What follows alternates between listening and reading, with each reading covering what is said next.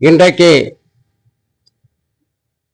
நமது முன்னாள் முதல்வர் அனைத்து இந்திய அண்ணா திராவிட முன்னேற்ற கழகத்தினுடைய பொதுச் செயலாளர், சட்டமன்ற எதிர்க்கட்சி தலைவர் இன்றைக்கு கோவை மாவட்டத்திலே துவங்கி மீண்டும் கோவை மாவட்டத்துக்கு இன்றைக்கு தொண்டாமுத்தூர் கிணத்துக்கடவு எழுச்சி பயணமாக மக்களை சந்தித்து மக்களை காப்போம், தமிழகத்தை மீட்போம் என்ற ஆணித்தர குரலில் இன்றைக்கு ஆண்டு கொண்டு இருக்கின்ற திராவிட முன்னேற்ற கழக அரசை 2026 வீட்டுக்கு அனுப்புகின்ற ஒரு விடியா திமுகவை வீட்டுக்கு அனுப்புகின்ற விதமாக எங்களுடைய கழகத்தினுடைய பொதுச் செயலாளர் மக்களை சந்தித்து